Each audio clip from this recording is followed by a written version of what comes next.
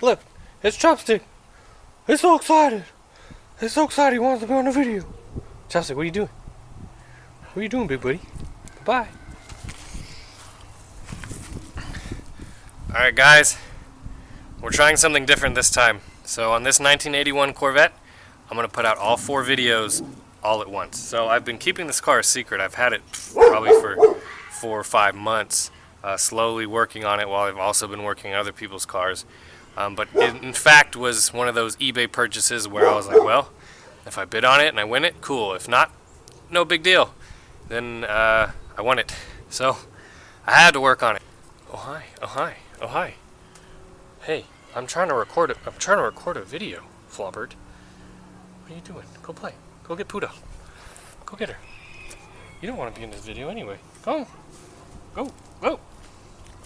Want me to pet you? Alright. Enough with Flobbert. Away. Alright, go. Go. So this car started out life as a two-tone tan and copper coupe.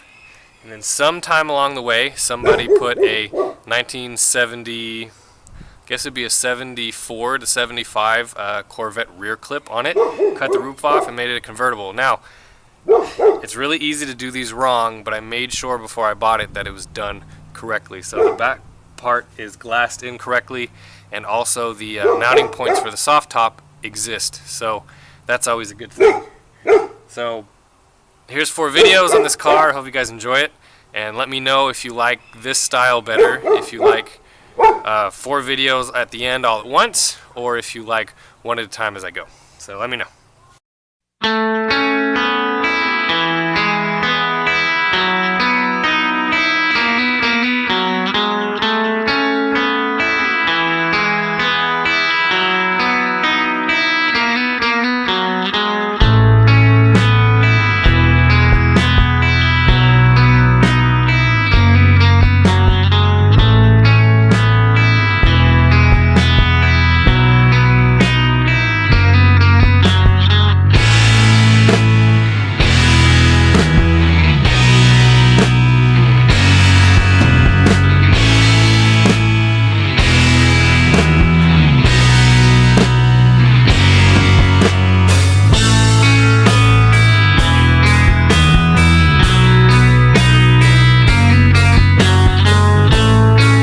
Runs well enough that I'll probably keep this carburetor on it, but it does need a little bit of work. So here's an example of that. So on the back of the carburetor you have the vacuum for the brake booster, and it had this hose sitting on like this. Really not that great, and I was easily able to wiggle it off. And you want to know why? Because that right there is an air fitting for an air tool. You're supposed to have a barbed fitting that looks like this. They have something for an air tool in there, which is quite ridiculous. So that's got to come off. But I'm amazed at the amount of Bubba stuff that I find in these cars. Even the ones that run and drive, it still amazes me. If you're familiar with Corvettes, something you might realize is that this Corvette still has a smog pump. So this has a later model, pretty much 85 to 91 TPI motor in it, but obviously the TPI has been converted to a carb, and we still have a smog pump. So there's various things you can do to get rid of the smog pump. You can gut it, you can get a kit to replace it, but here's the thing. People might complain in the comments, oh, you're destroying the earth with the smog pump. Here's the thing, look, it's not hooked up to anything, so we have no vacuum sources to it. We have no sensors or any plugs running any of it. They're like they're supposed to be.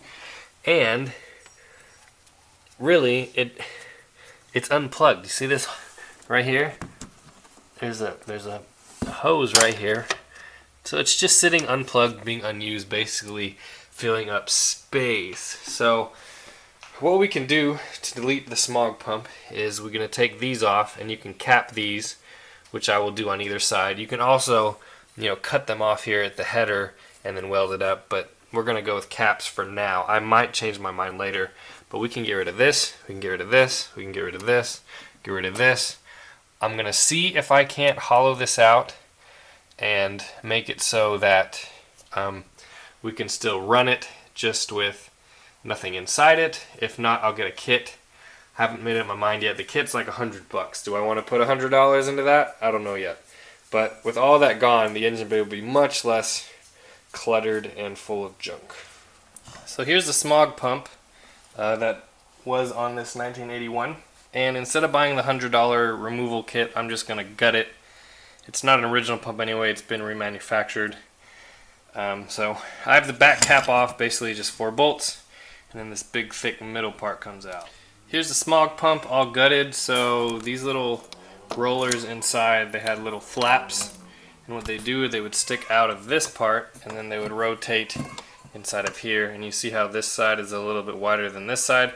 Basically they would suck exhaust out of the engine and then pump it back into it to get reburnt again. So right now it's not going to do anything, it's just going to spin. So this bearing will ride inside of here. I'll bolt it all up. It should spin just fine and just do nothing. Now this wasn't really hooked up to anything when it was on the car anyway, so it should work.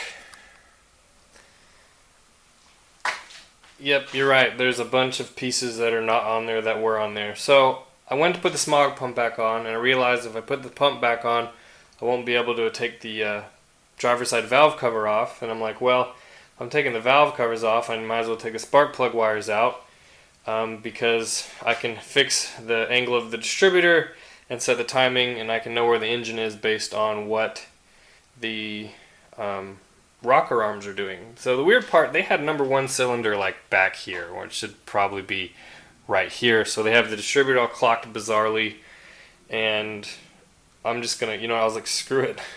I'm just gonna take care of it all at once. So the valve cover gaskets, even though they're the better kind, they're kind of crappy. So I'll get new ones of those, and they've been leaking, as you can see, all over here.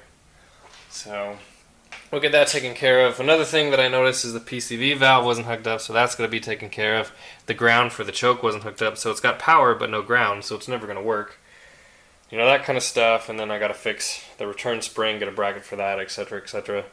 So basically, everything I wanted to do, I'm all doing now at once, because it's just, you might as well just do it. With all the spark plugs out, I've confirmed that yes, there was 2 plugs that were not firing at the right time. It's going to be this plug and this plug. The reason why, because they don't look like that plug. So all the rest of them are kind of black and sooty. Those ones aren't, and they came out of the suspect cylinders that I had. It wasn't that bad of a miss because it still ran okay. The one thing that I will point out is that whoever put spark plugs in this last put the wrong ones in. So I did some research online, and I found that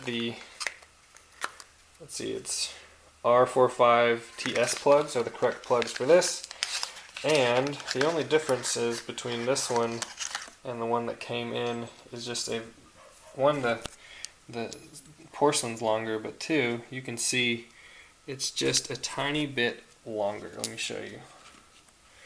And what really matters is the inside, so it sticks out. What matters is the inside, and you can see it sticks out just a tiny bit more, but I think that will change the way the engine runs. So we'll put the new AC Delcos in place of the Autolite Racing plugs and go from there. After another trip to AutoZone, finally got this motor put back together. So the Smog Pump has been gutted and put back, so all the extra smog stuff, which is all that stuff right there, is gone. I have added a different set of valve covers, which I actually like a lot better. I have put in new plugs. The cap and the rotor were already new on a brand new distributor. I put in a metal fuel filter as opposed to a plastic one. The plastic one was actually bending a little bit, and I didn't like it because of the heat. I bought some loom, and I covered some of the wires in the loom so that they look a little bit better.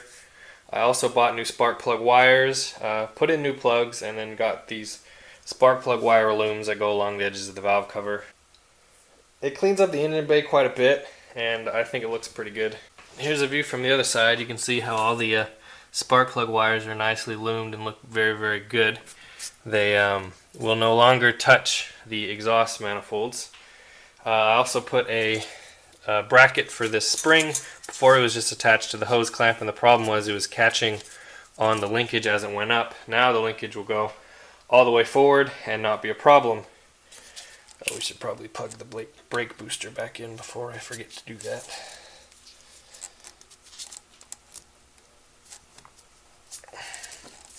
I added this metal tube to the brake booster just so it'll actually go through this bracket instead of going underneath it and it was pinching itself. Again, added some loom, you know, kind of pretty up everything back up in here. And oh, last thing is I actually hooked up the electronic choke to a ground, so now that will work. So at this point, what I need to do, I need to fire it up and then make sure it doesn't miss, because before it was missing because the spark plug firing order was wrong, of course. Make sure my gaskets on the valve covers don't leak, and then set the timing, and we should be good. So last but not least, I got a different air filter. So this air filter is 2 inches, this one's 3 inches. I have this huge L88 hood right here. Why not have a bigger air filter? So that got put on, and it looks really good. The last few things we need to do in the engine bay, I need to basically clean up the firewall, make that look a little bit more presentable, figure out the power steering, bleed the brakes, and then see if those radiator fans are enough to keep this engine cool or not. So one thing at a time, but it does look a million times better than it used to.